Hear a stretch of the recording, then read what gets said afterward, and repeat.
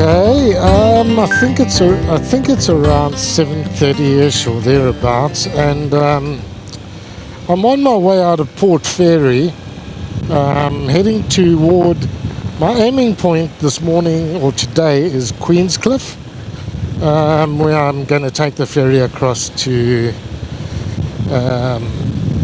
Sorrento on the other side, and then continue on my way tomorrow. But for today, gloomy as you can see. The weather's the weather, as I've said so many times before.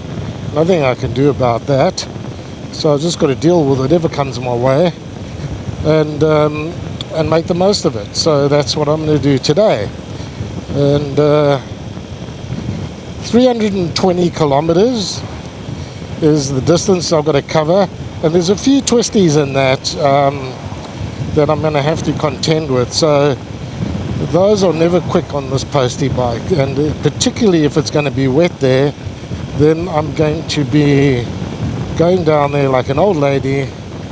Hopefully it's not raining and it's not wet, and I can just enjoy the ride. So that's my day ahead for me. It's cold. It was 6 degrees this morning when I woke up. It's warmer than that now. It's probably around 8. And I'm well wrapped up. I'm well rugged up to the point of actually being a little too hot now. But that'll change as I move, because that's what my experience is. That as you move through the air like this, it eventually chills you down quite a bit. So I've also got my my high-vis rain gear on, and that's a good thing to be visible when it's gloomy like this. Somebody the other day, as I was riding between where and where, I was heading toward Kingston in this blustery, drizzly, miserable weather, and somebody from the Facebook Adventure Riders group happened to come up behind me, and they took a photo of me on the Postie bike through their windshield as they approached me from the back. And this guy, I forget his name now, posted it up on the Facebook Adventure Riders group and just said, which of you idiots kind of thing is out there on a Postie bike from New South Wales, a long way from home, because I was still, at the south end of South Australia at that stage. So,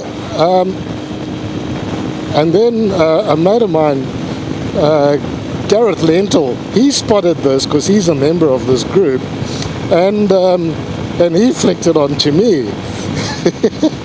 This is the strangest thing, that somebody comes up behind you, takes a photo, posts it up, and then somebody spots it and says, "Oh, that's got to be Gav on his Postie bike," and he flicked it on to me, and sure as nuts, that was me. Anyway, the takeaway from this is I could see from that photo just how effective this high-vis jacket is in making me that much more visible than I'd otherwise be on this little bike. So that was a big bonus for me to just have seen that, because I know I'm in a high-vis jacket, for God's sake. Of course it's visible, that's why I wear it. But it's good to see, how visible you are in this gear from the back, because that's always been my concern, is that it's a slow-moving vehicle in poor visibility, low light conditions, is not that safe. So at least I can see that, look, I'm quite visible in this gear. So there you go. All right, well, that's me for the morning so far, and I'm going to just press on. Oh, I see a nice ray of sunlight coming through the clouds there. It's trying. Whether it makes it all the way through or not later on is another issue, but yeah, we'll see. This road is like a goat track. We'll see how we do. Okay, well, I'm now riding on the Great Ocean Road and coming up to a little spot called the Bay of Martyrs, and see if I can get some shots of this without having to. Oh yeah, this is, wow.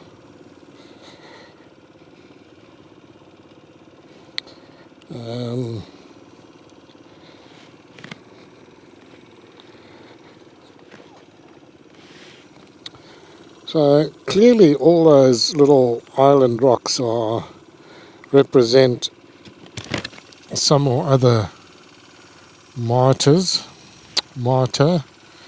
I could add a few names to that list. Amazing what water can do to rocks, isn't it? Just amazing.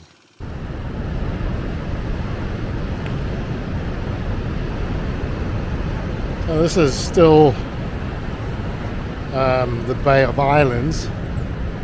It's just a stunning coastline, this. There's just no getting away from it. It's just beautiful.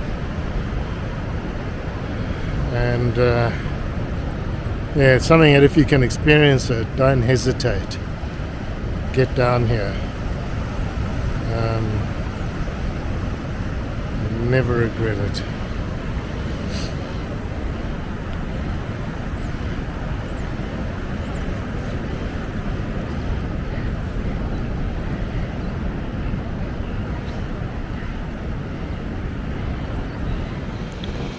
Well, unfortunately, I'm on the wrong side of the road, and the camera's on the wrong side of my helmet for this leg of the ride, because all the scenery is over to my right, and I'm on this very twisty, windy stretch of the Great Ocean Road from Apollo Bay through to Lawn, and yeah, I've just got to watch it. There's little wet patches on the road, and every so often there's a vehicle coming the other way that seems to wander off their lane, out of their lane, and yeah, so. But anyway, it's scenic nevertheless. It is very blustery, a bit overcast, but look, that doesn't detract from this the scenery on this road. It's just spectacular, to be honest with you.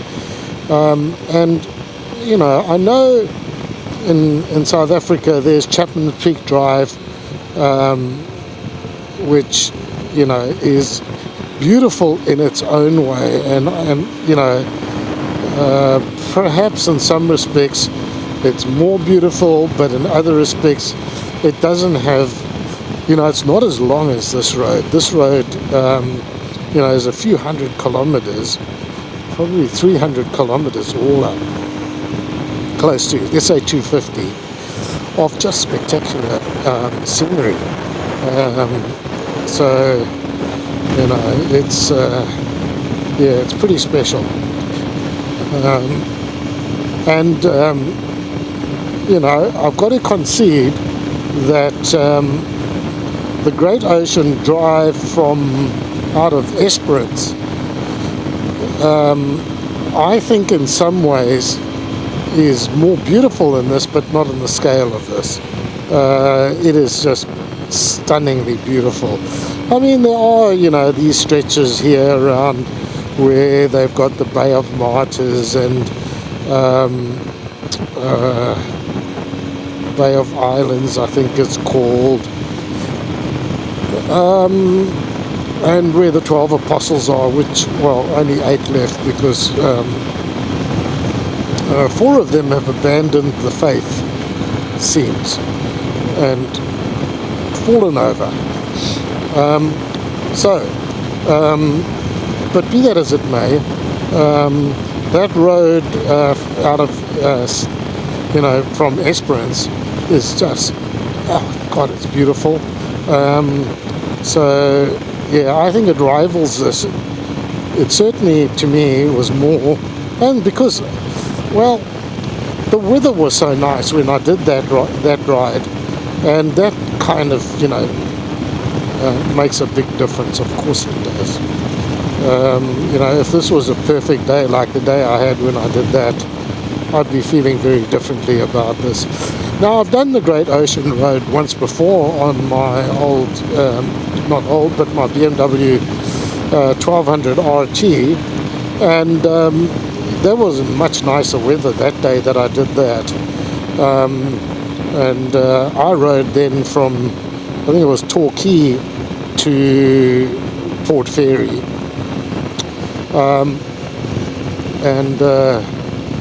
That was pretty amazing. And I was coming this way, the other way to what I'm traveling now. So you're kind of on the good side of the road as well, which makes a difference. So all up, it was a much nicer experience in that regard. However, today is pretty special for me, doing it on my Postie, and at this stage of this adventure of mine around Oz. Every day I get to move this little bike forward is a great day, given what it's gone through. So someone asked me, if I'm going to sell the bike once I finish the ride, and the short answer to that is no.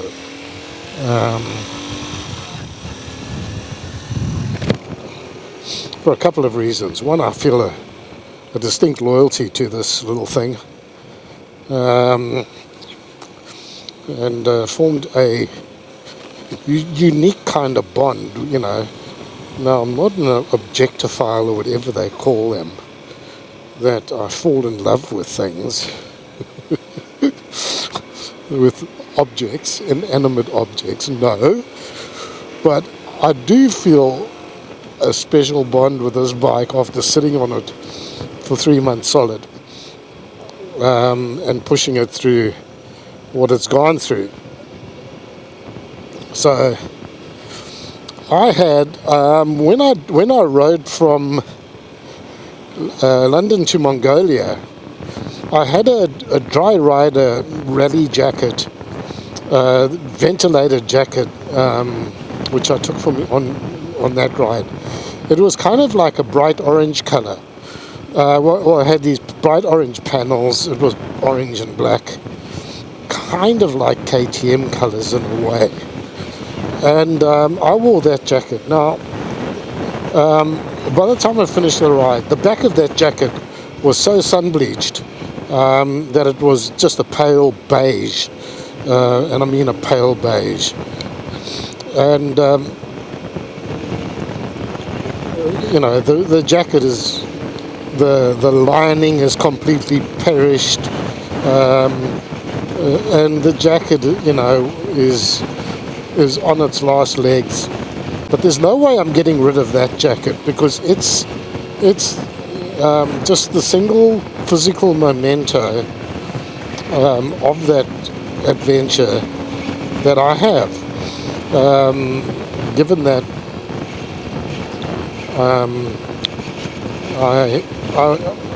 I was on a rented bike for that trip,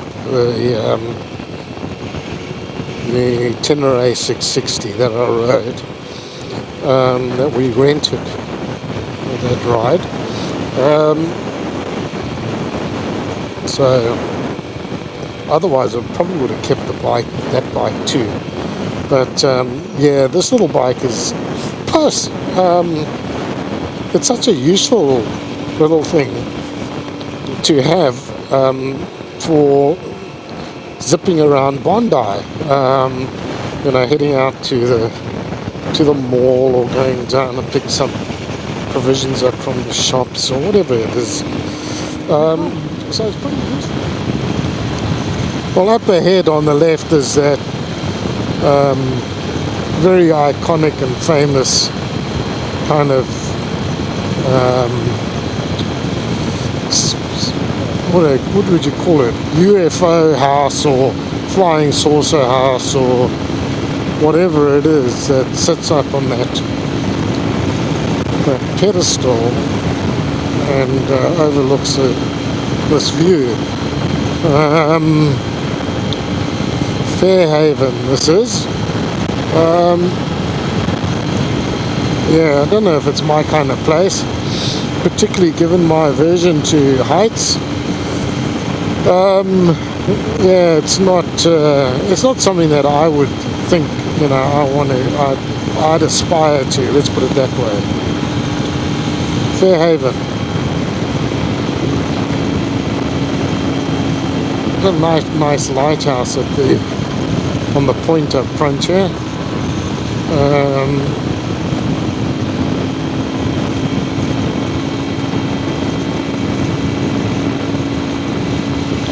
The sun's come out, the skies are clear, but the wind's still howling, and it's still pretty fresh.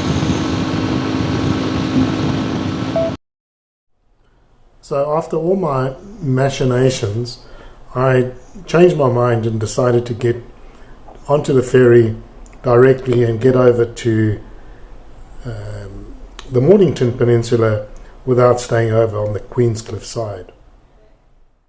Recording.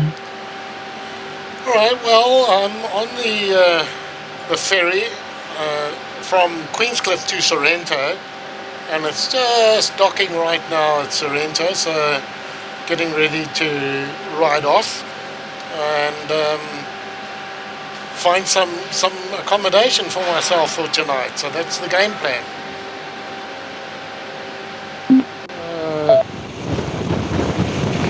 A ways away from sail still, but just 13 kilometers from Leongatha, and riding on this road, and I tell you what, I had a B-double come past me in an impossible place to overtake. Then he faced oncoming traffic, so I had it cut in and nearly took me out. Then some asshole in a ute comes past, almost bloody brushing my panniers. Again, I get that they may be in a hurry or there may be some frustration. They can see that this is a little postie bike, and there's no need for that kind of stuff. There really isn't. It's bloody dangerous and frightening. It is absolutely frightening when that kind of stuff happens. But I'm riding right out now on the outside half, or let's call it the center line portion of this road. The reason being that if I ride toward the shoulder, then these idiots try to pass me, in impossible places. They think, oh, well, I'll just sneak through here. Well, I don't want them to be sneaking through. And it leaves me then with no space on the shoulder side, especially with a shoulder as narrow as this, to bail if I need to. So I'm riding in this part of the road now because it's just too dangerous to ride closer to the shoulder and let people think that they can overtake me when they shouldn't be. Recording. Well, I'm just coming into a little spot along this road called Agnes, but it's just a beautiful part of the world, this, I've got to say that. quite unexpected in a way, because as you get into some of the Gippsland area, it's it can be a bit ordinary, but this is just beautiful down here. Sort of running up the coast. Can't see the coast all that frequently because it's very wooded like this, and there's some lovely hills and valleys and all of that around here. But yeah, it's just beautiful, this area. I'm trying to think of what it reminds me of. It reminds me a little bit of almost like Kangaroo Valley in a way, and it's clearly cattle country, dairy by the look of it, and yeah, it's very nice. It's a beautiful drive this, or ride. If you wanted to drive this road, I would recommend it. It's just, I don't know what the heck is going on with flapping stuff here, but anyway. So yeah, definitely worth a drive along here. Excuse me. So anyway, so I just took a